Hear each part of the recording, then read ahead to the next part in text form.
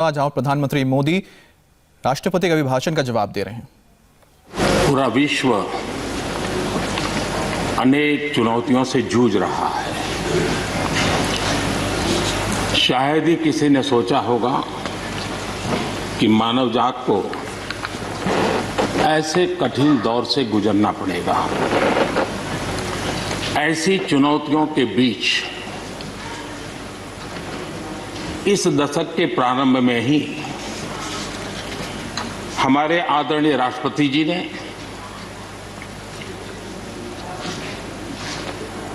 जो संयुक्त सदन में अपना उद्बोधन दिया,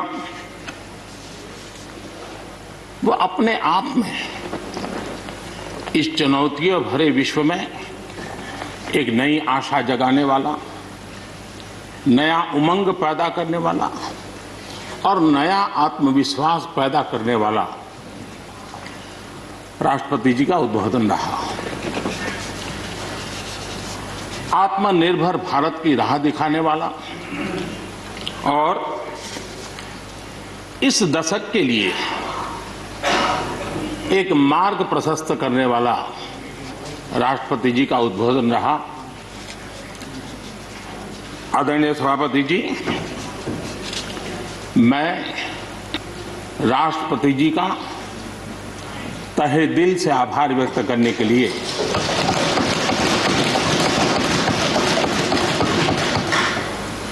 आज आप सबके बीच खड़ा हूं।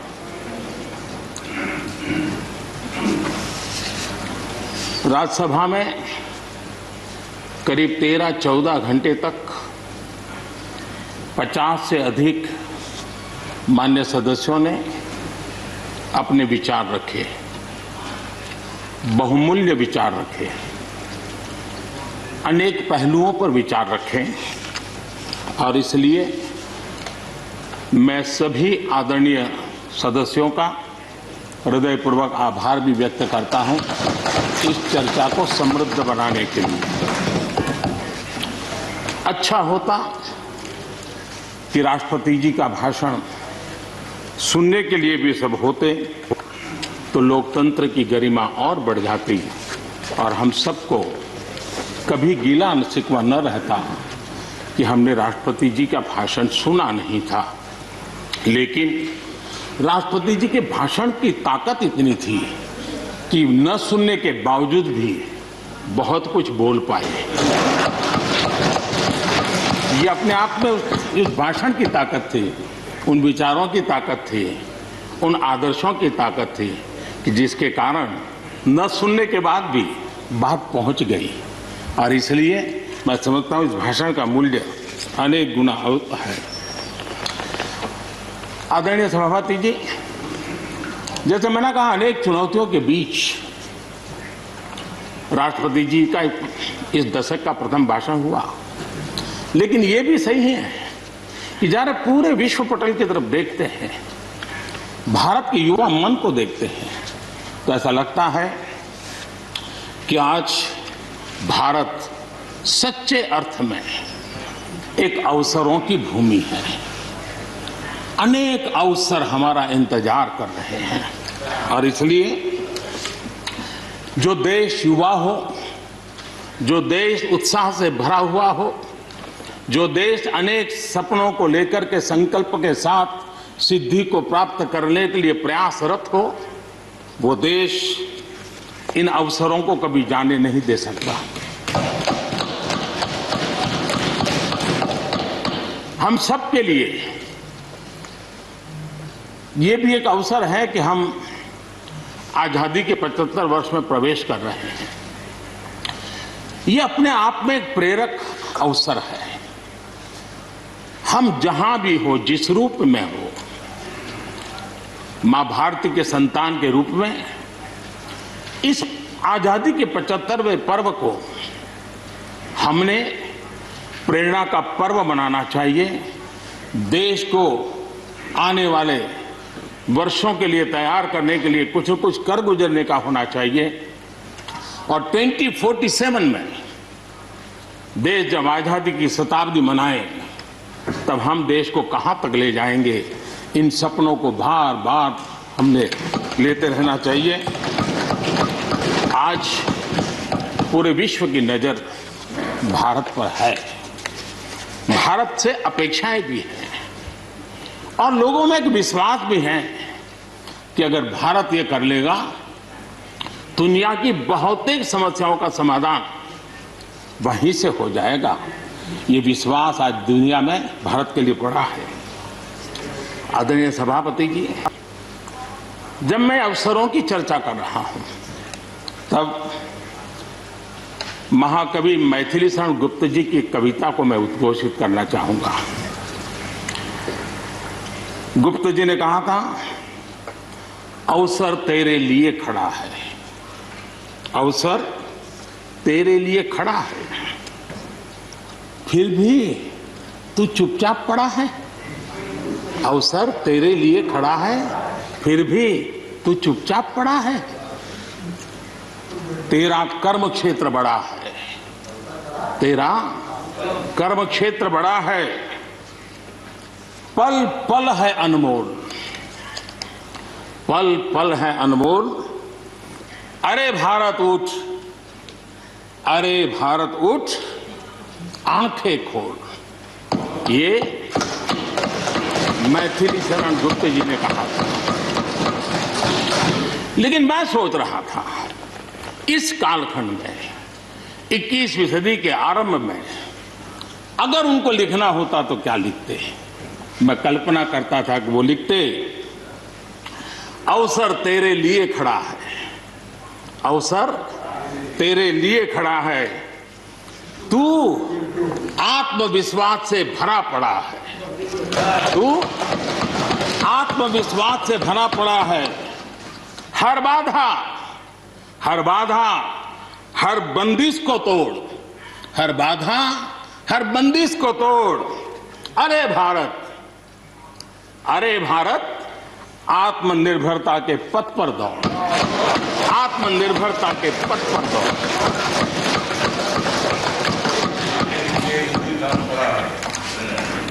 आदरणीय सभापति जी, कोरोना के दौरान किस प्रकार की वैश्विक परिस्थितियां बनी,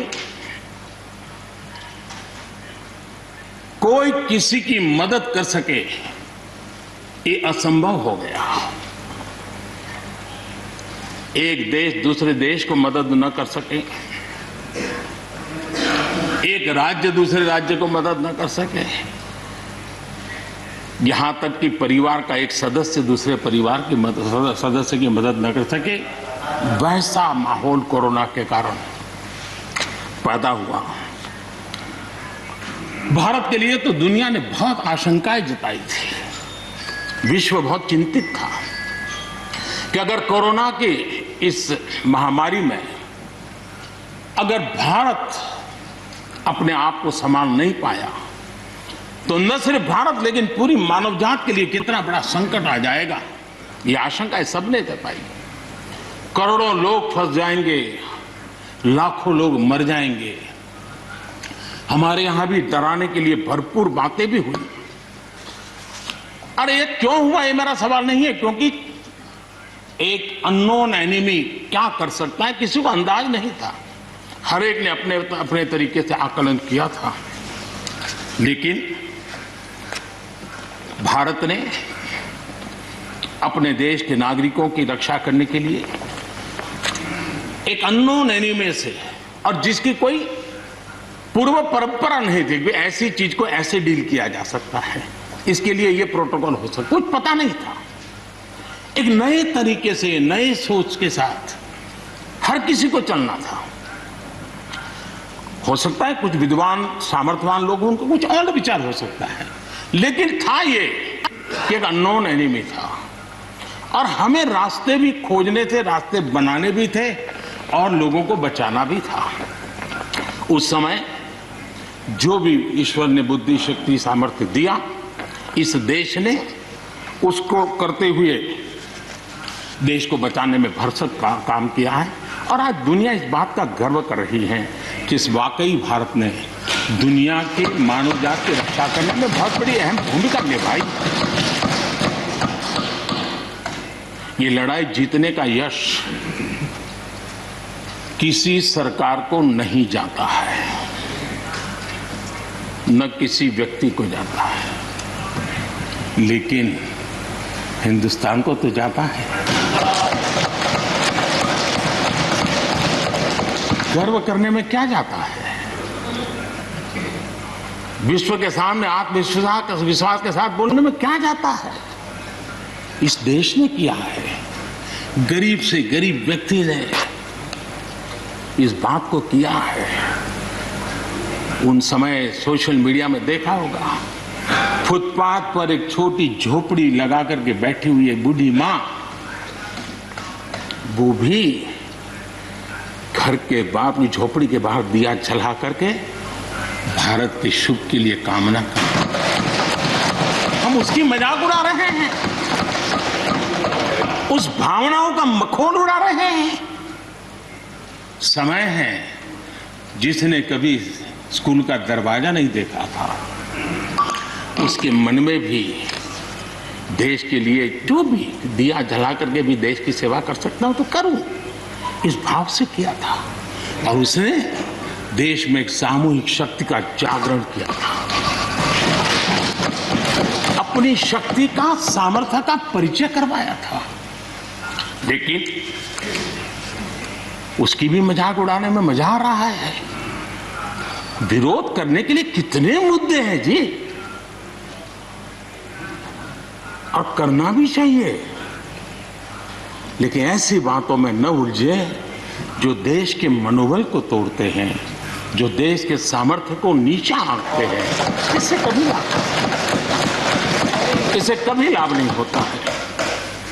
हमारे कोरोना वॉरियर्स, हमारे फ्रंटलाइन वर्कर्स, आप कल्पना कर सकते हैं जी, जब चारों तरफ भाई कहीं किसी से कोरोना आ जाएगा तो ऐसे समय ड्यूटी करना, अपनी जिम्मेवारियों को निभाना, ये छोटी चीजें नहीं है। इसका गर्व करना चाहिए, उनका आदर करना चाहिए। और इन सब के प्रयासों का परिणाम है कि देश ने आज ये करके दिखाया। हम जरा भूतकाल की तरफ देखें, ये आलोचना के लिए नहीं है, उन स्थितियों को हमने जिया है। कभी चेचक की बात होती थी, कितना भय फैल जाता था, पोलियो कितना डरावना लगता था, उसकी वैक्सीन पाने के लिए क्या क्या मेहनत करनी पड़ती थी, कितनी तकलीफें उठानी पड़ती थी। मिलेगा, कब मिलेगा, कितना मिलेगा, कैसे मिलेगा, कैसे लगाएंगे, एक दिन हमने बिताए हैं। ऐसी स्थिति में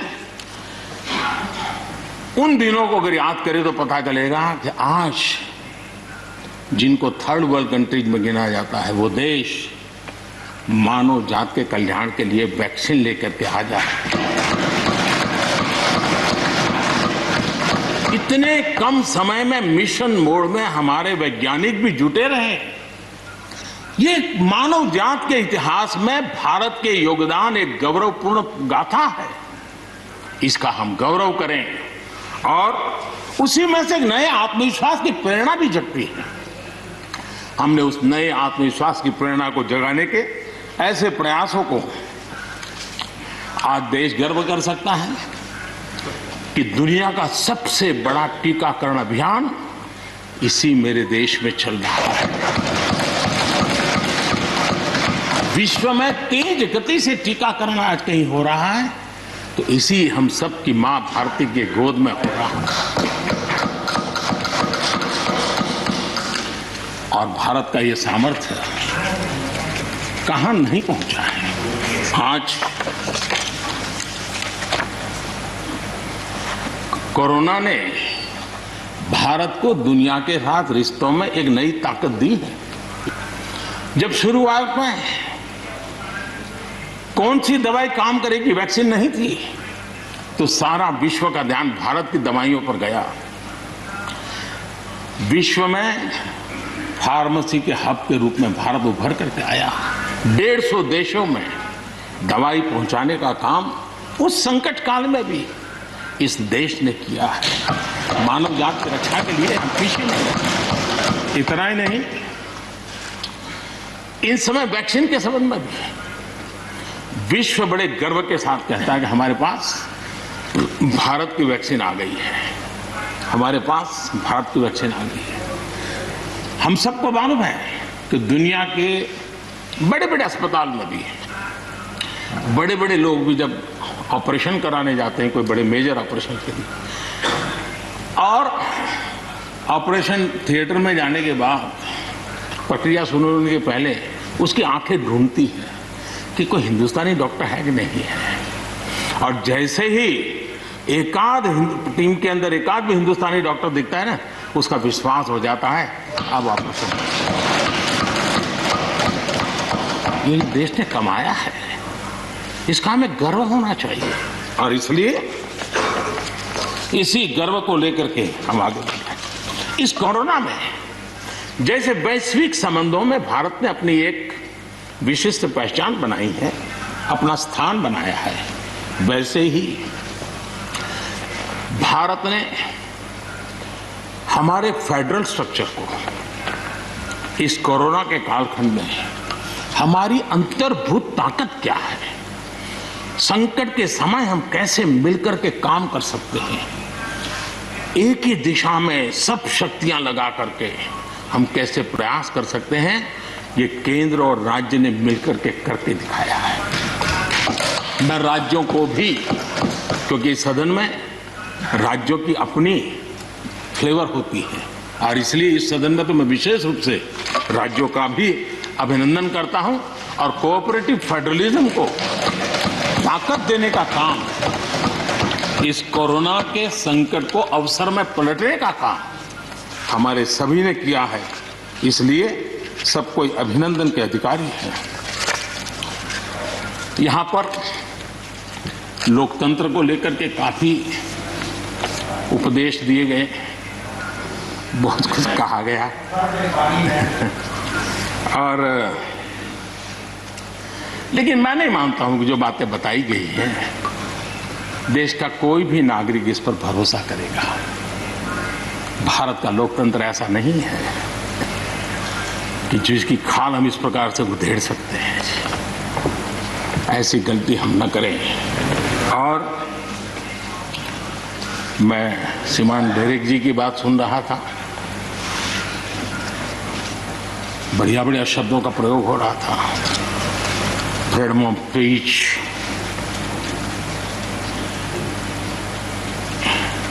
इंटिमिडेशन, हाउडिंग। जब शब्द सुन रहा था तो लग रहा था कि ये बंगाल की बात बता रहे हैं कि देश की बता रहे हैं।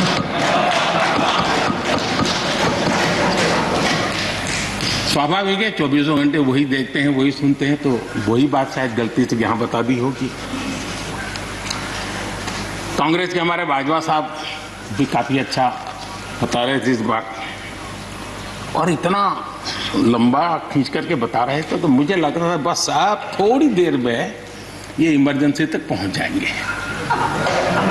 मुझे लग रहा था थोड़ी देर में एक कदम बार बाकी है, वो 84 तक पहुंच जाएंगे, लेकिन वो वहां नहीं गए। खैर, कांग्रेस देश को बहुत निराश करती है, आपने भी निराश कर दिया।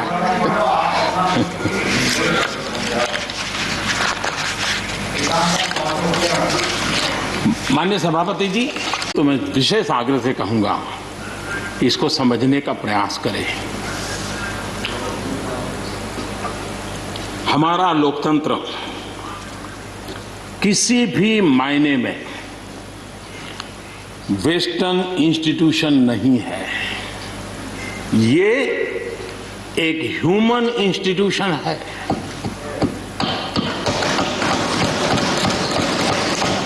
भारत का इतिहास लोकतांत्रिक संस्थानों के उदाहरणों से भरा पड़ा है। प्राचीन भारत में 81 गणतंत्रों का वर्णन हमें मिलता है। आज देशवासियों को भारत के राष्ट्रवाद पर चौतरफा हो रहे हमले से आगाह करना जरूरी है। भारत का राष्ट्रवाद ना तो संकीर्ण है, न स्वार्थी है, और ना ही आक्रामक है। ये सत्यम शिवम सुंदरम के मूल्यों से प्रेरित हैं, अनकोट। आदरणीय सभापति जी, ये कोटेशन आजाद हिंद फौज की प्रथम सरकार के प्रथम प्रधानमंत्री नेताजी सुभाष चंद्र बोस।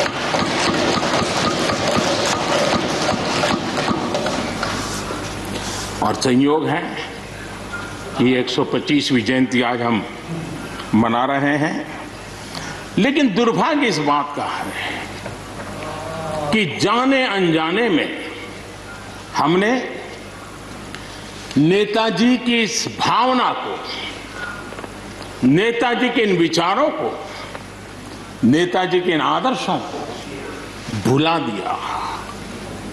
और उसका परिणाम है कि आज हमको कोसने लग गए। मैं तो कभी कभी हैरान हो जाता हूं। दुनिया जो हमें कोई शब्द पकड़ा देती, हम भी उसको पकड़ करके चल पड़ते हैं। दुनिया की सबसे बड़ी डेमोक्रेसी, दुनिया की सबसे बड़ी डेमोक्रेसी, दुनिया की सबसे बड़ी डेमोक्रेसी सुनते हैं, हमको भी अच्छा लगता है। हाँ यार, भारत विश्व की सबसे बड़ा लोकतंत्र। लेकिन हमने अपने युवा पीढ़ी को ये सिखाया नहीं कि भारत ये मदर ऑफ डेमोक्रेसी है, ये लोकतंत्र की जननी है। हम सिर्फ बड़ा लोकतंत्र है ऐसा नहीं है, यह देश लोकतंत्र की जननी है। ये बात हमें हमारी आने वाली पीढ़ियों को सिखानी होगी और हमें गर्व से इस बात को बोलना होगा, क्योंकि हमारे पूर्वजों ने विरासत हमें दी है। भारत की शासन व्यवस्था डेमोक्रेटिक है। सिर्फ इसी वजह से हम लोकतांत्रिक देश नहीं है। भारत की संस्कृति, भारत के संस्कार, भारत की परंपरा, भारत का मन लोकतांत्रिक है और इसलिए हमारी व्यवस्था लोकतांत्रिक है। ये है इसलिए ये है ऐसा नहीं है, मूलतः हम लोकतांत्रिक हैं इसलिए ये है। और ये कसौटी भी हो चुकी है देश की। आपातकाल के उन दिनों को याद कीजिए, न्यायपालिका का हाल क्या था, मीडिया का क्या हाल था, शासन का क्या हाल था। सब कुछ जेल खाने में परिवर्तित हो चुका था, लेकिन इस देश के संस्कार, इस देश का जनमन जो लोकतंत्र के रंगों से रंगा हुआ था, उसको कोई हिला नहीं पाया था। मौका मिलते ही उसने लोकतंत्र को प्रस्थापित कर दिया। ये लोगों की ताकत, ये हमारे संस्कारों की ताकत है, ये लोकतांत्रिक मूल्यों की ताकत है। मुद्दा ये नहीं है कौन सरकार नहीं, मैं उसकी चर्चा नहीं कर रहा हूं और न ही मैं ऐसी चीजों में अपना समय लगाने के लिए यहां आप लोगों ने मुझे बिठाया है। हमें लोकतांत्रिक मूल्यों की रक्षा करते हुए आगे बढ़ना है। आत्मनिर्भर भारत के संबंध में भी चर्चा हुई। मैं हमारे साथी धर्मेंद्र प्रधान जी के बहुत ही अभ्यासपूर्ण और आत्मनिर्भर भारत की हमारी दिशा क्या है उसका विख्यात विस्तृत उन्होंने बयान किया है। लेकिन एक बात सही है कि आर्थिक क्षेत्र में भी आज भारत की जो एक पहुंच बन रही है, कोरोना काल में दुनिया के लोग निवेश के लिए तरस रहे हैं, सारी बातें बाहर आ रही हैं, लेकिन भारत है जहां रिकॉर्ड निवेश हो रहा है। सारे तथ्य बता रहे हैं कि अनेक देशों की अर्थस्थिति डामाडोल है, जबकि दुनिया भारत में डबल डिजिट ग्रोथ का अनुमान लगा रही है। एक तरफ निराशा का माहौल है तो हिंदुस्तान में एक आशा की किरण नजर आ रही है। ये दुनिया की तरफ से आवाज उठ रही है। आज भारत का विदेशी मुद्रा भंडार रिकॉर्ड स्तर पर है। आज भारत में अन्न उत्पादन रिकॉर्ड स्तर पर है। भारत आज दुनिया में दूसरा बड़ा देश है जहां पर इंटरनेट यूजर है। भारत में आज हर महीने 4 लाख करोड़ रुपए का लेन देन डिजिटली हो रहा है, यूपीआई के माध्यम से हो रहा है, यूपीआई के माध्यम से। याद कीजिए, यहाँ के इसी सदन के भाषण में सुन रहा था 2 साल 3 साल पहले, लोगों के पास मोबाइल कहाँ है, टिकना कहाँ है, लोग डिजिटल कैसे करेंगे। ये देश की ताकत देखिए, हर महीने 4 लाख करोड़ रुपए भारत मोबाइल फोन के निर्माता के रूप में दुनिया का दूसरा सबसे बड़ा देश बना है। भारत में रिकॉर्ड संख्या में स्टार्टअप्स, यूनिकॉर्न्स, और जिसका विश्व में जय जयकार होने लगा है, इसी धरती पर हमारी युवा पीढ़ी कर रही है। रिन्यूएबल एनर्जी के क्षेत्र में विश्व के पहले 5 देशों में हमने अपनी जगह बना ली है और आने वाले दिनों में हम ऊपर ही चढ़ते जाने वाले हैं। जल हो, थल हो, नभ हो, अंतरिक्ष हो, भारत हर क्षेत्र में अपनी रक्षा के लिए अपने सामर्थ्य के साथ खड़ा है। सर्जिकल स्ट्राइक हो या एयर स्ट्राइक, भारत की कैपेबिलिटी को दुनिया ने देखा है। आदरणीय सभापति जी, 2014 में जब पहली बार मैं इस सदन में आया था, इस परिसर में आया था, और मुझे नेता के रूप में जब चुना गया था, तो मेरे पहले भाषण में मैंने कहा था कि मेरी सरकार गरीबों को समर्पित है। मैं आज दोबारा आने के बाद भी यही बात को दोहरा रहा हूं, और हम न हमारी डायरेक्शन बदली है, न हमने डाइल्यूट किया है, न डाइवर्ट किया है। उसी मिजाज के साथ हम काम कर रहे हैं, क्योंकि इस देश में आगे बढ़ने के लिए हमें गरीबी से मुक्त होना ही होगा।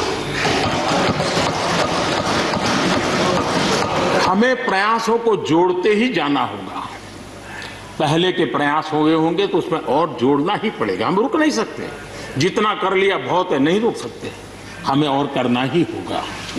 आज मुझे खुशी है कि जो मूलभूत आवश्यकता है ईज ऑफ लिविंग के लिए, और जिसमें से आत्मविश्वास पैदा होता है, और एक बार गरीब के मन में आत्मविश्वास भर गया, गरीब खुद गरीबी को चुनौती देने की ताकत के साथ खड़ा हो जाएगा। गरीब किसी का मदद के मोहताज नहीं रहेगा, तो मेरा अनुभव है। और इसलिए मैं कहता हूँ, मुझे खुशी है 10 करोड़ से ज्यादा शौचालय बने, 41 करोड़ से ज्यादा लोगों के बैंक खाते खुले, 2 करोड़ से अधिक गरीबों के घर बने, 8 करोड़ से अधिक मुफ्त गैस के कनेक्शन दिए गए, 5 लाख रुपए तक मुफ्त इलाज गरीब की जिंदगी में एक बहुत बड़ी ताकत बनकर के उभरी। ऐसी अनेक योजनाएं जो गरीबों के जीवन में बदलाव ला रही हैं, नया विश्वास पैदा कर रही हैं। आदरणीय सभापति जी, चुनौतियां हैं। अगर चुनौतियां न होती, ऐसा कहीं कुछ नजर नहीं आएगा। दुनिया का समृद्ध में समृद्ध जल, उसको भी चुनौतियां होती हैं। उसकी चुनौतियां अलग प्रकार की होगी, हमारी चुनौतियां अलग प्रकार की हैं। लेकिन तय हमें यह करना है कि हम समस्या का हिस्सा बनना चाहते हैं कि हम समाधान का हिस्सा बनना चाहते हैं। बस ये पतली सी रेखा है। अगर हम समस्या का हिस्सा बने तो राजनीति तो चल जाएगी, लेकिन अगर हम समाधान का माध्यम बनते हैं तो राष्ट्रनीति को 4 चांद लग जाते हैं। और इसलिए हमारा दायित्व है, हमें वर्तमान पीढ़ी के लिए भी सोचना है, हमें भावी पीढ़ी के लिए भी सोचना है। समस्या है, लेकिन मुझे विश्वास है हम साथ मिलकर काम करेंगे, आत्मविश्वास से काम करेंगे, तो हम स्थितियों को भी बदलेंगे और हम इच्छित परिणाम भी प्राप्त कर सकेंगे। ये मेरा पक्का विश्वास है। आदरणीय सभापति जी, सदन में किसान आंदोलन की भरपूर चर्चा हुई है। ज्यादा से ज्यादा समय जो बातें बताई गई वो आंदोलन के संबंध में बताई गई। किस बात को लेकर के आंदोलन है उस पर सब मौन रहे। आंदोलन कैसा है, आंदोलन के साथ क्या हो रहा है, ये सारी बातें बहुत बताई गई, उसका भी महत्व है।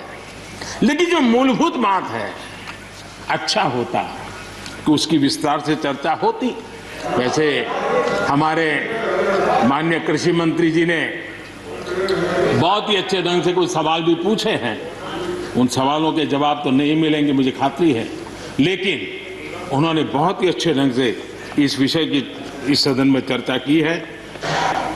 मैं आदरणीय देवेगौड़ा जी का बहुत आभारी हूं कि उन्होंने इस पूरी चर्चा को एक गांधीर्य दिया और उन्होंने सरकार के जो अच्छे प्रयास है उसकी सराहना भी की, क्योंकि वो किसानों के लिए समर्पित रहे हैं जीवन भर, और उन्होंने इस सरकार के प्रयासों की सराहना भी की और उन्होंने अच्छे सुझाव भी दिए। मैं आदरणीय देवेगौड़ा जी का हृदय से आभार व्यक्त करता हूं। आदरणीय सभापति जी, खेती की मूलभूत समस्या क्या है, उसकी जड़ें कहां है, मैं आज पूर्व प्रधानमंत्री चौधरी चरण सिंह जी ने जो विस्तार से वो बताया था उसी का जिक्र करना चाहता हूं। बहुत लोग हैं जो चौधरी साहब की विरासत संभालने का गर्व करते हैं, वो जरूर इस बात को समझने का शायद प्रयास करेंगे। वो अक्सर 1970-71 जो एग्रीकल्चर सेंसस हुआ था उसका जिक्र उनकी भाषण में हमेशा आता था और उल्लेख करते थे। चौधरी चरण सिंह जी ने क्या कहा था, उनका कोट है, किसानों का सेंसस लिया गया तो 33% किसान ऐसे हैं जिनके पास जमीन 2 बीघे से कम है, 2 बीघे नहीं है, 2 बीघे तक है, 2 बीघे से कम। 18% जो किसान कहलाते हैं उनके पास 2 बीघे से 4 बीघे जमीन है, यानी आधा हेक्टर से 1 हेक्टर, ये 51% किसान है। ये चाहे कितनी मेहनत करे अपनी छोटी सी जमीन पर इनकी गुजर ईमानदारी से उसमें हो नहीं सकती। ये चौधरी चरण सिंह जी का कोट है। छोटे किसानों की दयनीय स्थिति चौधरी चरण सिंह जी के लिए बहुत ही हमेशा पीड़ा देती थी, वो हमेशा उसकी चिंता करते थे। अब हम आगे देखें, ऐसे किसान जिनके पास 1 हेक्टर से भी कम जमीन होती है, 1971 में वे 51% थे, आज 68% हो चुके हैं। यानी देश में ऐसे किसानों की संख्या बढ़ रही है जिनके पास बहुत थोड़ी सी जमीन है। आज लघु और सीमांत किसानों की मिलाएं तो 86% ज्यादा किसान के पास 2 हेक्टर से भी कम जमीन है, और ऐसे किसानों की संख्या 12 करोड़ है। क्या इन 12 करोड़ किसानों के प्रति हमारी कोई जिम्मेवारी नहीं है? क्या देश की कोई जिम्मेवारी नहीं है? क्या हमने कभी हमारी योजनाओं के केंद्र में इन 12 करोड़ किसानों को रखना पड़ेगा कि नहीं रखना पड़ेगा? ये सवाल का जवाब चौधरी चरण सिंह जी हमारे लिए छोड़ करके गए हैं। हमें जवाब को ढूंढना होगा। हमें चौधरी चरण सिंह जी को सच्ची श्रद्धांजलि देने के लिए भी, इस काम के लिए जिसको जो सूझे, जिसको मौका मिले, सबने करना होगा, तब जाकर के हम इन कर सकते हैं। अब पहले की सरकारों की सोच में छोटा किसान था क्या? अगर एक बार हम थोड़ा सोचेंगे तो ध्यान आएगा। मैं आलोचना के लिए नहीं कह रहा हूं, लेकिन हमने सचमुच में, हम सब ने सोचने की आवश्यकता है। जब हम चुनाव आते ही एक कार्यक्रम करते हैं कर्ज माफी, अब वो किसान का कार्यक्रम है कि वोट का कार्यक्रम है, वो तो हिंदुस्तान में हर कोई भली भांति जानता है। लेकिन जब कर्ज माफी करते हैं तब छोटा किसान उससे वंचित रहता है, उसके नसीब में कुछ नहीं आता है, क्योंकि कर्ज माफी जो बैंक से लोन लेता है उसके लिए होती है। छोटा किसान का बेचारा बैंक में खाता नहीं, वो कहाँ लोन लेने जाएगा। हमने छोटे किसान के लिए नहीं किया है, भले ही हमने राजनीति कर ली हो। 1-2 एकड़ जमीन वाले किसान जिसके पास बैंक का खाता भी नहीं है, न वो कर्ज लेता है, न कर्ज माफी का फायदा उसको मिलता है।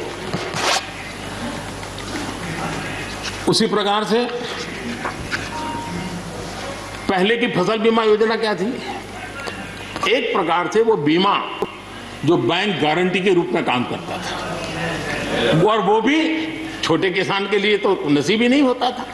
वो भी उन्हीं किसानों के लिए होता था जो बैंक से लोन लेता था और उसका इंश्योरेंस होता था, तो बैंक वालों को भी एक विश्वास हो जाता था, चल जाता था। आज 2 हेक्टेयर से कम कितने किसान हो गए जो बैंक से लोन? सिंचाई की सुविधा भी छोटे किसान के नसीब नहीं हुई।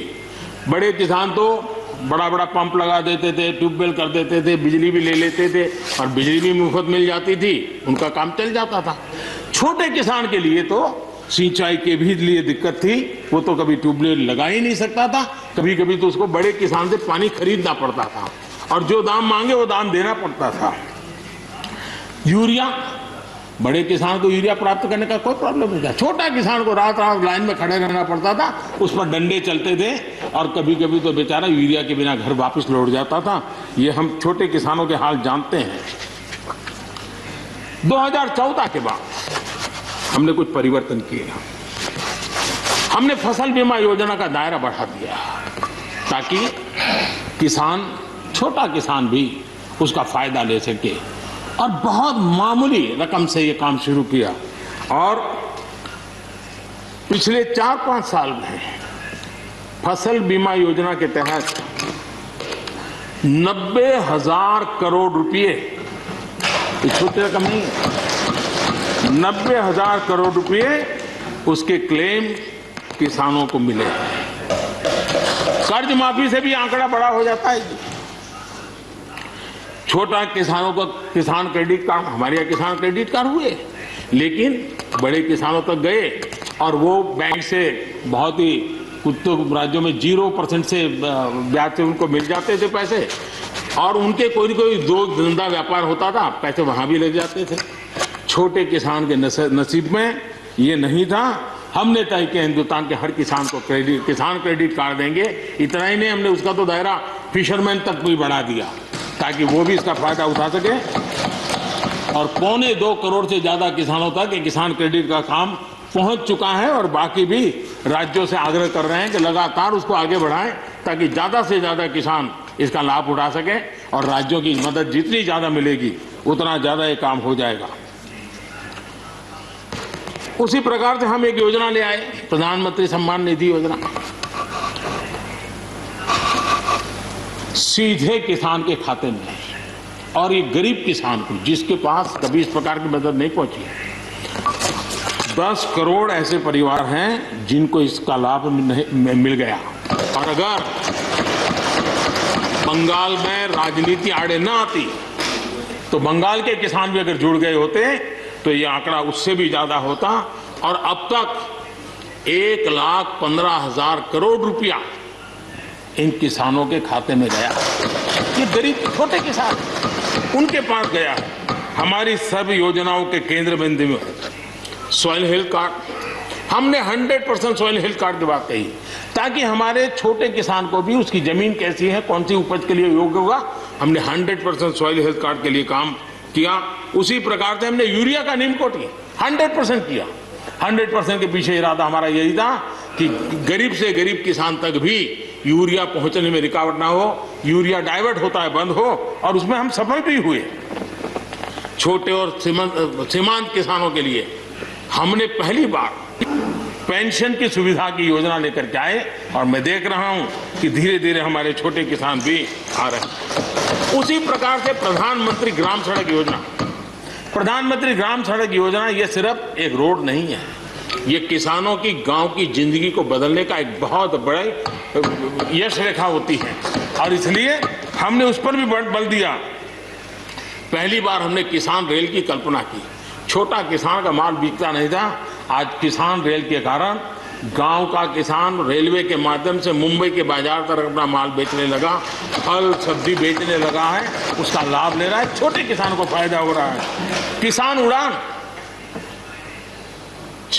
उड़ान के द्वारा हवाई जहाज थे, अब जैसे हमारे नॉर्थ ईस्ट इतनी बढ़िया बढ़िया चीजें, लेकिन ट्रांसपोर्टेशन सिस्टम के अभाव में वहां का किसान हमारा बेनिफिट नहीं ले पाता था।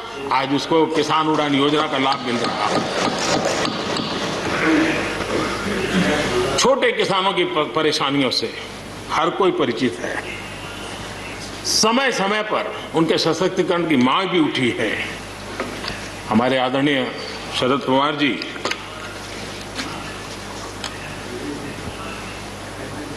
और कांग्रेस के भी हर किसी ने, हर सरकार ने कृषि सुधारों की वकालत की है।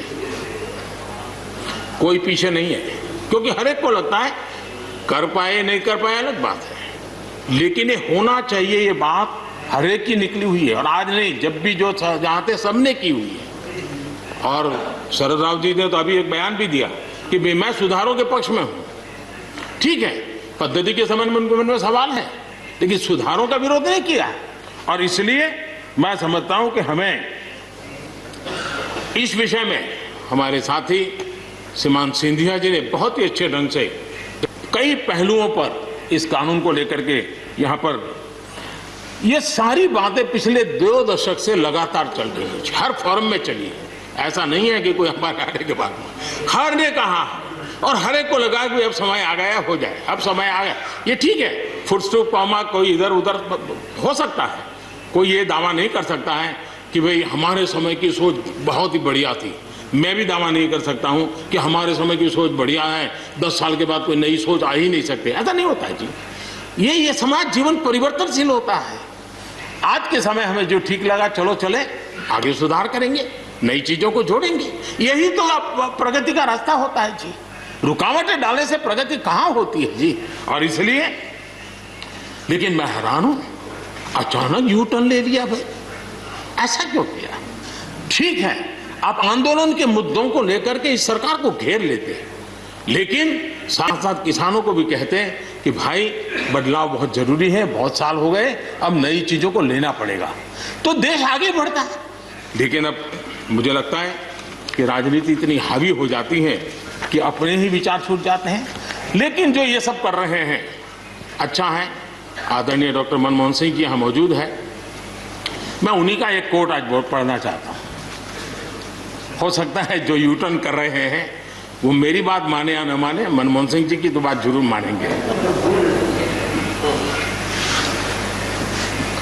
There are other rigidities because of the whole marketing regime set up in the 1930s, which prevent our farmers from selling their produce where they get the highest rate of return.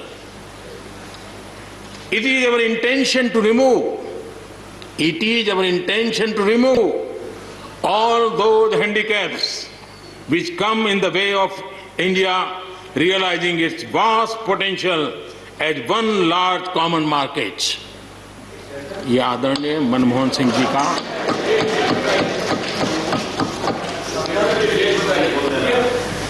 आदरणीय मनमोहन सिंह जी ने किसान को उपज बेचने की आजादी दिलाने, भारत को एक कृषि बाजार दिलाने के संबंध में अपना इरादा व्यक्त किया था और वो काम हम कर रहे हैं।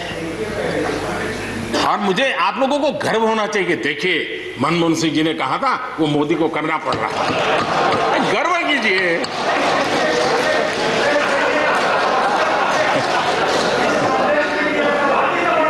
प्लीज।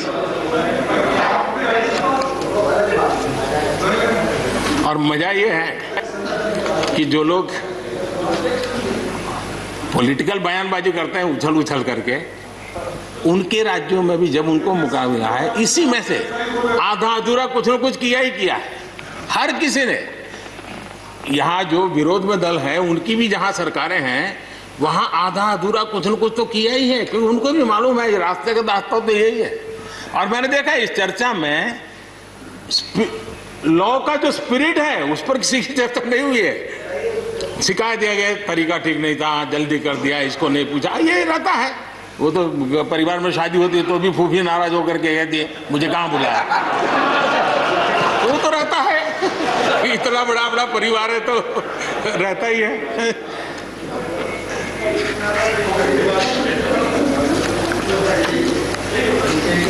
हम कुछ और बातों की ओर भी ध्यान दें। अब देखिए, दूध उत्पादन किसी बंधनों में बंधा हुआ नहीं है, न पशुपालक बंधनों में बंधा हुआ है, न दूध बंधनों में बंधा हुआ। लेकिन मजा देखिए, दूध के क्षेत्र में या तो प्राइवेट या कोऑपरेटिव, दोनों ने एक ऐसी बड़ी मजबूत चेन बनाई है, दोनों मिलकर के इस काम को कर रहे हैं और एक बेहतरीन सप्लाई चेन हमारे देश में बनी है। इसको हमने जो अच्छा है उसको, और ये मेरे काल में नहीं बना है, आप भी इसका गर्व कर सकते हैं, मेरे काल से पहले बना हुआ है, हमें गर्व करना चाहिए। फल सब्जी से जुड़े व्यवसाय में ज्यादातर बाजारों का सीधा संपर्क रहता है, बाजारों की दखल हट गई है, इसका लाभ मिल रहा है। क्या डेयरी वाले, फल सब्जी खरीदने वाले उद्यमी, पशुपालकों की किसान, क्या जमीन पर कब्जा हो जाता है उनका? पशुपालन पर, पशु पे कब्जा हो जाता है? नहीं होता, दूध बिकता है, पशु नहीं बिकता है जी। हमारे देश में डेयरी उद्योग का योगदान कृषि अर्थव्यवस्था के कुल मूल्य में 28% से भी ज्यादा है। यानी इतना बड़ा हम एग्रीकल्चर की चर्चाएं करते हैं, इस पहलू को हम भूल जाते हैं। 28% कंट्रीब्यूशन है और करीब करीब 8 लाख करोड़ रुपयों का कारोबार है। जितने रुपये का दूध होता है उसका मूल्य अनाज और दाल दोनों मिला ले तो उससे ज्यादा है। हम कभी इस तरफ देखते ही नहीं है। पशुपालकों को पूरी आजादी, अनाज और दाल पैदा करने वाले छोटे और सीमांत किसानों को जैसे पशुपालक को आजादी मिली है, इनको आजादी क्यों नहीं मिलनी चाहिए? और इन सवालों के जवाब हम ढूंढेंगे तो हम सही रास्ते पर चलेंगे। आदरणीय सभापति जी, ये बात सही है, जैसा हम लोगों की स्वभाव रहा है, घर में भी थोड़ा सा भी परिवर्तन करना हो तो घर में भी एक तनाव शुरू है। चेयर यहाँ क्यों रखी, टेबल यहाँ क्यों रखा, घर में भी होता है। इतना बड़ा देश है और जिस प्रकार की परंपराओं से हम पले बढ़े हैं, तो ये मैं स्वाभाविक मानता हूँ। जब भी कोई नई चीज आती है तो थोड़ा बहुत रहता ही हमारे यहाँ, क्योंकि असमंजस की स्थिति भी रहती है। लेकिन जरा वो दिन याद कीजिए जब हरित क्रांति की बातें होती थी। हरित क्रांति के समय जो कृषि सुधार हुए, तब भी जो आशंकाएं हुई, जो आंदोलन हुए, ये वेल डॉक्यूमेंटेड है और ये देखने जैसा है। कृषि सुधार के लिए सख्त फैसले लेने के उस दौर में शास्त्री जी का हाल ये था कि अपने साथियों में से कोई कृषि मंत्री बनने को तैयार नहीं होता था, क्योंकि लगता था कि ऐसा है हाथ जल जाएंगे और किसान नाराज हो जाएंगे तो मेरी तो राजनीति समाप्त हो जाएगी। ये शास्त्री जी के समय की घटनाएं हैं। और अंत में शास्त्री जी को सी सुब्रमण्यम जी को कृषि मंत्री बनाना पड़ा था और उन्होंने रिफॉर्म्स की बातें की। योजना आयोग ने भी उसका विरोध किया था। मजा देखिए, योजना आयोग ने भी विरोध किया था। वित्त मंत्रालय सहित पूरी कैबिनेट के अंदर भी विरोध का स्वर उठा था। लेकिन देश की भलाई के लिए शास्त्री जी आगे बढ़े और लेफ्ट पार्टी जो आज भाषा बोलते हैं ना, वही उस समय बोलते थे। वो यही कहते हैं, अमेरिका के इशारे पर शास्त्री जी ये कर रहे हैं, अमेरिका के इशारे पर कांग्रेस ये कर रही है। सारा चीज जितना आज मेरे खाते में जमा है ना, वो पहले आपके यहाँ बैंक में अकाउंट में था। सब कुछ अमेरिका के एजेंट कह दिया जाता था हमारे नेता, कांग्रेस के नेताओं को। ये सब कुछ लेफ्ट वाले जो आज भाषा बोलते हैं, वो उस समय भी उन्होंने यही भाषा बोली थी। कृषि सुधारों को छोटे किसानों को बर्बाद करने वाला बताया गया था। देश भर में हजारों प्रदर्शन आयोजित हुए थे, बड़ा मूवमेंट चला था। इसी माहौल में भी लाल बहादुर शास्त्री जी और उसके बाद की सरकार जो करती रही, उसी का परिणाम है कि जो हम कभी PL 480 मंगवा करके खाते थे, आज देश अपने किसान ने अपनी मिट्टी से पैदा की चीजें को खाता है।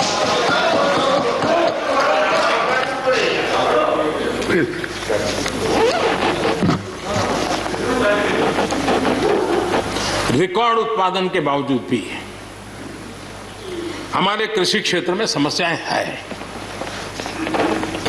कोई ये तो मना नहीं कर सकता है समस्याएं नहीं है, लेकिन समस्याओं का समाधान हम सबको मिलकर के करना होगा। और मैं मानता हूं कि अब समय ज्यादा इंतजार नहीं करेगा।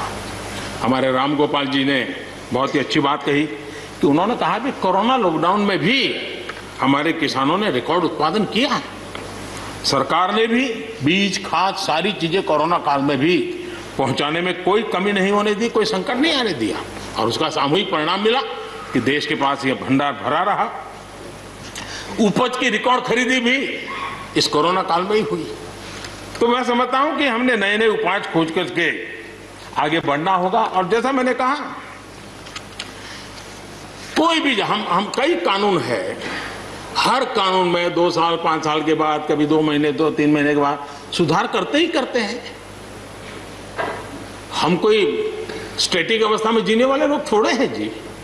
जब अच्छे सुझाव आते हैं तो अच्छे सुधार भी आते हैं, और सरकार भी अच्छे सुझावों को, और सिर्फ हमारी नहीं, हर सरकार ने अच्छे सुझावों को स्वीकार किया। यही तो लोकतंत्र की परंपरा है। और इसलिए अच्छा करने के लिए अच्छे सुझावों के साथ, अच्छे सुधारों की तैयारी के साथ हम सबको आगे बढ़ना चाहिए। मैं आप सबको निमंत्रण देता हूं, आइए हम देश को आगे ले जाने के लिए, कृषि क्षेत्र की समस्याओं का समाधान करने के लिए आंदोलनकारियों को समझाते हुए हमने देश को आगे ले जाना होगा। हो सकता है कि शायद आज नहीं तो कल जो भी यहाँ होगा, किसी न किसी को ये काम करना ही पड़ेगा। आज मैंने किया है, गालियां मेरे खाते में जाने दो, लेकिन इस अच्छा करने में आप जुड़ जाओ। बुरा हो मेरे खाते में, अच्छा हो आपके खाते में, आओ मिलकर के चले।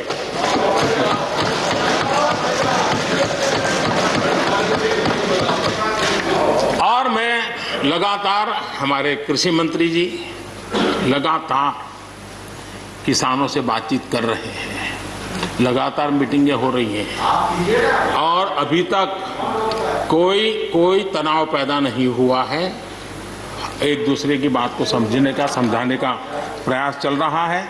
और हम लगातार आंदोलन से जुड़े लोगों से प्रार्थना करते हैं कि आप आंदोलन करना आपका हक है, लेकिन इस प्रकार से बुजुर्ग लोग वहाँ बैठे, ये ठीक नहीं है। आप उनको सबको ले जाइए, आप आंदोलन को खत्म कीजिए। आगे बढ़ने के लिए मिल बैठ करके चर्चा करेंगे, रास्ता खुले है। ये सब हमने कहा है। मैं आज भी इस सदन से माध्यम से भी निमंत्रण देता हूँ। आदरणीय सभापति जी,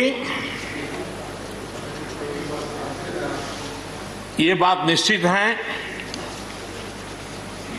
हमारी खेती को खुशहाल बनाने के लिए फैसले लेने का ये समय है। इस समय को हमने गंवा नहीं देना चाहिए। हमें आगे बढ़ना चाहिए, देश को पीछे नहीं ले जाना चाहिए। पक्ष हो, विपक्ष हो, आंदोलनरत साथी हो, इन सुधारों को हमने मौका देना चाहिए और एक बार देखना चाहिए कि इस परिवर्तन से हमें लाभ होता है कि नहीं होता है। कोई कमी हो तो उसको ठीक करेंगे, और कहीं ढिलाई है तो उसको कसेंगे। ऐसा तो है नहीं कि सब दरवाजे बंद कर दिए बस। और इसलिए मैं कहता हूं, मैं विश्वास दिलाता हूं कि मंडियां अधिक आधुनिक बने, अधिक प्रतिस्पर्धी होगी। इस बार बजट में भी उसके लिए हमने प्रावधान किया है। इतना ही नहीं, एमएसपी है, एमएसपी था, एमएसपी रहेगा। इस सदन की पवित्रता समझे हम। जिन 80 करोड़ से अधिक लोगों को सस्ते में राशन दिया जाता है वो भी कंटिन्यू रहेगा। इसलिए मेहरबानी करके भ्रम फैलाने के काम में हम न जुड़े, क्योंकि हमको देश ने एक विशिष्ट जिम्मेवारी दी है। किसानों की आय बढ़ाने के जो दूसरे उपाय हैं उन पर भी हमें बल देने की जरूरत है। आबादी बढ़ रही है, परिवार के अंदर सदस्यों की संख्या बढ़ रही है, जमीन के टुकड़े छोटे होते जा रहे हैं। ऐसी स्थिति में हमें कुछ न कुछ ऐसा करना ही होगा ताकि किसानी पर बोझ कम हो और हमारे किसान के परिवार के लोग भी रोजी रोटी कमाने के लिए उनके लिए हम और अवसर उपलब्ध करा सकें। इनकी तकलीफों को दूर करने के लिए हमने काम करना होगा। और मैं मानता हूं कि हम अगर देर कर देंगे, हम अगर अपने ही राजनीतिक समीकरणों में फंसे रहेंगे तो हम किसानों को अंधकार की तरफ धकेल देंगे। कृपा करके हमें उज्जवल किसानों के उज्जवल भविष्य के लिए इससे बचना चाहिए। मैं सबसे प्रार्थना करता हूं, हमें इस बात की चिंता करनी होगी।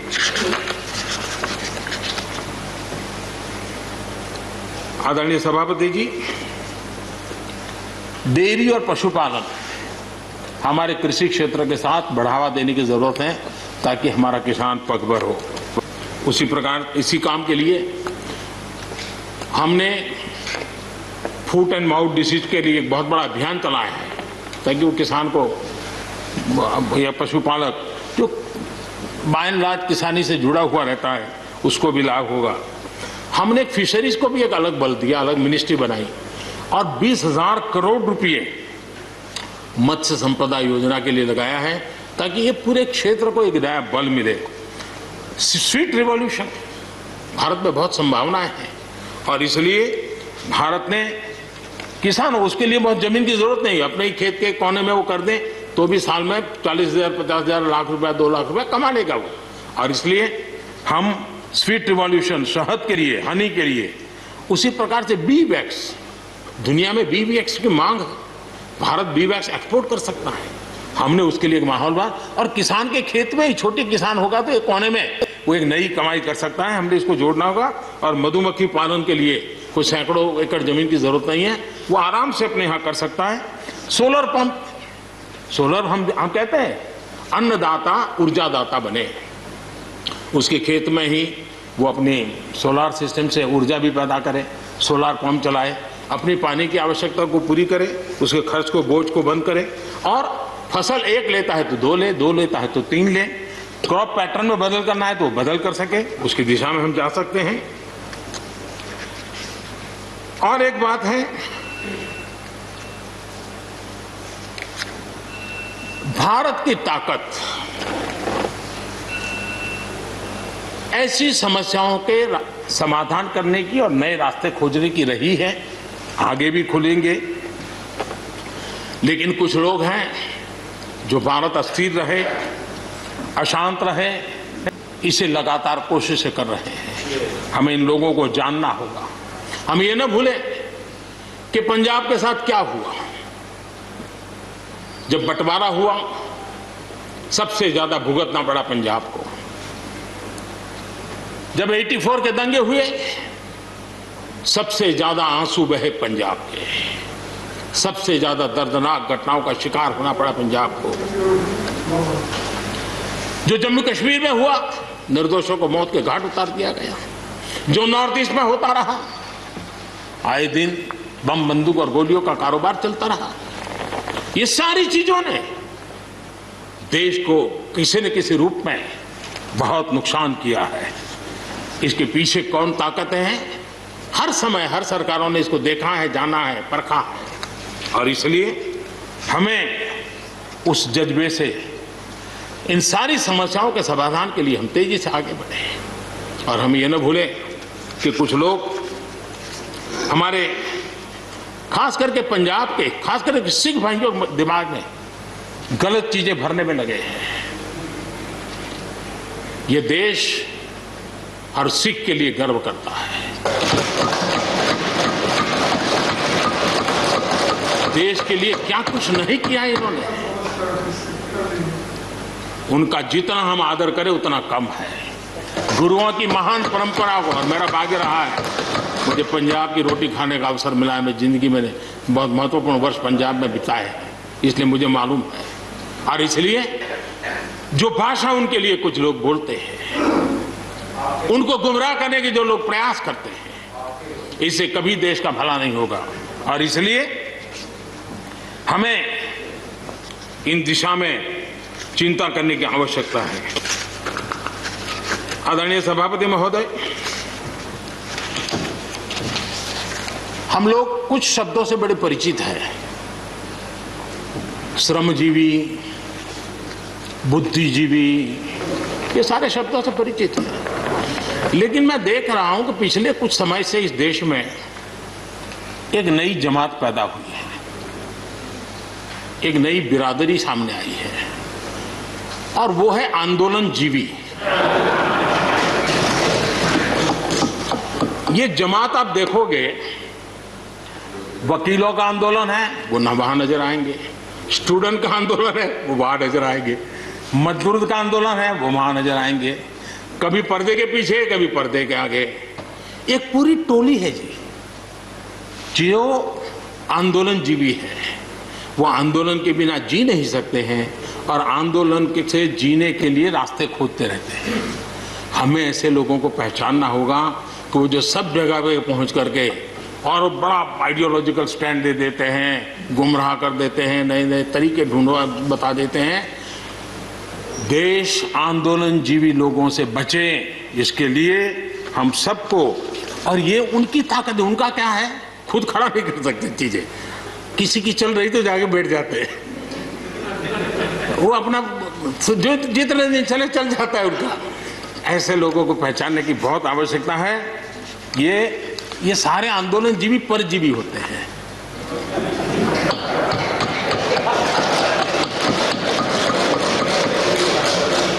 और यहां पर सब लोगों को मेरी बात से आनंद इसलिए होगा कि आप जहां जहां सरकारें चलाते होंगे, आपको भी ऐसे परजीवी आंदोलनजीवियों का अनुभव होता होगा। और इसलिए उसी प्रकार से एक नया मैं चीज देख रहा हूं, देश प्रगति कर रहा है, हम एफडीआई की बात कर रहे हैं, फॉरेन डायरेक्ट इन्वेस्टमेंट। लेकिन मैं देख रहा हूं इन दिनों एक नया एफडीआई मैदान में आया है। ये नए एफडीआई से देश को बचाना चाहिए। एफडीआई चाहिए, फॉरेन डायरेक्ट इन्वेस्टमेंट। लेकिन ये जो नया एफडीआई नजर का आ रहा है, ये नए एफडीआई से जरूर बचना होगा। और ये नया एफडीआई है foreign destructive ideology, foreign destructive ideology. और इसलिए इस एफडीआई से देश को बचाने के लिए हमने और जागरूक रहने की जरूरत है। आदरणीय सभापति जी, हमारे देश के विकास के लिए ग्रामीण अर्थव्यवस्था, इसका अपना एक मूल्य है। ग्रामीण अर्थव्यवस्था हमारे आत्मनिर्भर भारत का एक अहम स्तंभ है। आत्मनिर्भर भारत ये किसी सरकार का कार्यक्रम नहीं हो सकता है और होना भी नहीं चाहिए। ये 130 करोड़ देशवासियों के संकल्प होने चाहिए। हमें गर्व होना चाहिए और इसमें कोई दुविधा नहीं होनी चाहिए। और महात्मा गांधी जैसे महापुरुषों ने हमें यही रास्ता दिखाया था। अगर हम वहां से थोड़े हट गए हैं तो वापस उस पटरी पर आने की जरूरत है और आत्मनिर्भर भारत के रास्ते पर हमको बढ़ना ही होगा। गांव और शहर की खाई को अगर हमें बांटना है तो उसके लिए भी हमें आत्मनिर्भर भारत की ओर बढ़ना ही होगा। और मुझे विश्वास है कि हम उन बातों को लेकर के जब आगे बढ़ रहे हैं तो हमारे देश के सामान्य मानवी का विश्वास बढ़े। जैसे अभी प्रश्नोत्तर काल के अंदर जल जीवन मिशन की चर्चा हो रही थी। इतने कम समय में 3 करोड़ परिवारों तक घर में पीने का पानी पहुंचाने का नल कनेक्शन देने का काम हो चुका है। आत्मनिर्भरता तभी संभव जब अर्थव्यवस्था में सभी की भागीदारी हो। हमारी सोनल बहन ने अपने भाषण में बहनों बेटियों की भागीदारी पर फोकस करने की उन्होंने विस्तार से चर्चा की। कोरोना काल में चाहे राशन हो, आर्थिक मदद हो या मुफ्त गैस सिलेंडर, सरकार ने हर तरह से एक प्रकार से हमारी माताओं बहनों को असुविधा ना हो इसकी पूरी चिंता करने का प्रयास किया है और उन्होंने एक शक्ति बनकर के इन चीजों को संभालने में मदद भी की है। जिस तरह इस मुश्किल परिस्थिति में हमारे देश की नारी शक्ति ने बड़े धैर्य के साथ परिवार को संभाला, परिस्थितियों को संभाला है, कोरोना के इस लड़ाई में हर परिवार की मातृशक्ति की बहुत बड़ी भूमिका रही है और उनका मैं जितना धन्यवाद करूं उतना कम। बहनों बेटियों का हौसला और मैं समझता हूं कि आत्मनिर्भर भारत में अहम भूमिका हमारी माताएं बहनें निभाएगी, मुझे पूरे विश्वास है। आज युद्ध क्षेत्र में भी हमारी बेटियों की भागीदारी बढ़ रही है। नए जो लेबर कोड बनाए हैं उसमें भी बेटियों के लिए हर सेक्टर में काम करने के लिए समान वेतन का हक दिया गया है। मुद्रा योजना से 70% जो लोन ली गई है वो हमारी बहनों के द्वारा ली गई है, यानी एक प्रकार से एडिशन। करीब 7 करोड़ महिलाओं की सहभागिता से 60 लाख से ज्यादा सेल्फ हेल्प ग्रुप आज आत्मनिर्भर भारत के प्रयासों को एक नई ताकत दे रहे हैं। भारत की युवा शक्ति पर हम जितना जोर लगाएंगे, हम जितने अवसर उनको देंगे, मैं समझता हूं कि वो हमारे देश के लिए, भविष्य के लिए, उज्जवल भविष्य के लिए मजबूत नींव बनेंगे। जो राष्ट्रीय एजुकेशन पॉलिसी आई है उस राष्ट्रीय एजुकेशन पॉलिसी में भी हमारी युवा पीढ़ी के लिए नए अवसर देने का प्रयास हुआ है और मुझे खुशी है कि एक लंबा अरसे समय गया एजुकेशन पॉलिसी पर चर्चा में, लेकिन उसकी स्वीकृति जिस प्रकार से देश में हुई है एक नया विश्वास पैदा किया है और मुझे विश्वास है कि नई एजुकेशन पॉलिसी, नई राष्ट्रीय शिक्षा नीति हमारे देश के लिए एक नए तरीके से पढ़ने का विचार दिखा आगे। हमारा एमएसएमई सेक्टर, रोजगार के सबसे ज्यादा अवसर एमएसएमई सेक्टर को मिल रहे हैं और जब कोरोना काल में जो स्टिमुलस की बात हुई उसमें भी एमएसएमई पर पूरा ध्यान दिया गया और उसी का परिणाम है कि आर्थिक रिकवरी में आज हमारे एमएसएमई बहुत बड़ी भूमिका निभा रहे हैं और हम इसको आगे बढ़ा रहे हैं। हम लोग प्रारंभ से सबका साथ, सबका विकास, सबका विश्वास का मंत्र लेकर के चल रहे हैं और उसी का परिणाम है कि नॉर्थ ईस्ट हो या नक्सल प्रभावित क्षेत्र, धीरे धीरे वहाँ हमारी समस्याएं कम होती जा रही हैं और समस्याएं कम होने के कारण, सुख और शांति का अवसर पैदा होने के कारण विकास की मुख्य धारा में ये हमारे सभी साथियों को आने का अवसर मिल रहा है और भारत के उज्जवल भविष्य में ईस्टर्न इंडिया बहुत बड़ी भूमिका निभाएगा, ये मैं साफ देख रहा हूँ और उसको हम पूरी मजबूती से काम रहे। मैं आदरणीय गुलाम नबी जी को सुन रहा था, वैसे भी बड़ी मृदुता, सौम्यता और कभी भी कटु शब्द का उपयोग न करना ये गुलाम नबी जी की विशेषता रही है और मैं मानता हूं कि हम सभी जो सांसदगण हैं उन्होंने उनसे ये सीखने जैसी चीज है और इसलिए मैं उनका आदर भी करता हूं। और उन्होंने जम्मू कश्मीर में जो चुनाव हुए उसकी तारीफ की। उन्होंने कहा कि बहुत लंबे समय से, और उन्होंने ये भी कहा कि मेरे दिल में जम्मू कश्मीर विशेष और स्वाभाविक भी है, उनके दिल में ये होना, पूरे हिंदुस्तान के दिल में जम्मू कश्मीर उसी भाव से भरा पड़ा हुआ है। जम्मू कश्मीर आत्मनिर्भर बनेगा उस दिशा में हमारा, वहाँ पंचायत के चुनाव हुए, बीडीसी के चुनाव हुए, डीडीसी के चुनाव हुए और इन सब की सराहना गुलाम नबी जी ने की है। इस प्रशंसा के लिए मैं आपका बहुत आभारी हूँ, लेकिन मुझे डर लगता है, आपने प्रशंसा की,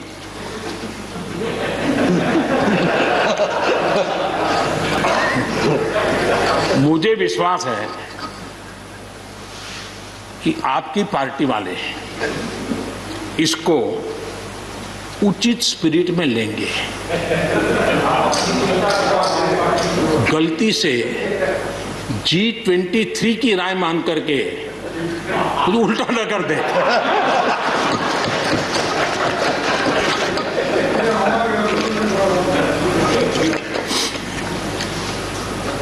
आदरणीय सभापति महोदय, कोरोना के चुनौतीपूर्ण दौर में सीमा पर भी चुनौती देने की कोशिश हुई। हमारे वीर जवानों के हौसले और कुशलता ने सटीक जवाब दिया है। हर हिंदुस्तानी के इस बात पर गर्व होना चाहिए। मुश्किल परिस्थितियों में भी हमारे जवान डट करके खड़े रहे हैं। तमाम साथियों ने भी हमारे जवानों के शौर्य की सराहना की है, मैं उनका आभारी हूं। एलएसी पर जो स्थिति बनी है उस पर भारत का रुख बहुत स्पष्ट है और देश इसको भली भांति देख भी रहा है और गर्व भी कर रहा है। बॉर्डर इंफ्रास्ट्रक्चर और बॉर्डर सिक्योरिटी को लेकर हमारी प्रतिबद्धता में किसी प्रकार की ढील आने का सवाल ही नहीं होता है, गुंजाइश ही नहीं है। और जो लोग हमारा लालन पालन और हमारे विचारों का हमारा उछेर देखते हैं वो कभी इस विषय में हमें सवाल ही नहीं करेंगे। उनको मालूम है हम इसके लिए डटे हुए रहने वाले लोग हैं और इसलिए हम इन विषयों में कहीं पर भी पीछे नहीं हैं। आदरणीय सभापति जी, इस सदन की उत्तम चर्चा के लिए मैं सबका धन्यवाद करते हुए आखिर में एक मंत्र का उल्लेख करते हुए अपनी वाणी को मैं विराम दूंगा। हमारे यहां वेदों में एक महान विचार प्राप्त होता है, वह हम सब के लिए 130 करोड़ देशवासियों के लिए ये मंत्र अपने आप में बहुत बड़ी प्रेरणा है। वेदों का ये मंत्र कहता है, अयुतो अहम, अयुतो में आत्मा, अयुतो अहम, अयुतो में आत्मा, अयुतम में चक्षुः, अयुतम श्रोत्रम, अयुतो अहम, अयुतो में आत्मा, अयुतम में चक्षुः, अयुतम श्रोत्रम। यानी मैं एक नहीं हूं, मैं अकेला नहीं हूं, मैं अपने साथ करोड़ों मानवों को देखता हूं, अनुभव करता हूं। इसलिए मेरी आत्मिक शक्ति करोड़ों की है, मेरे साथ करोड़ों की दृष्टि है, मेरे साथ करोड़ों की श्रवण शक्ति, कर्म शक्ति भी है।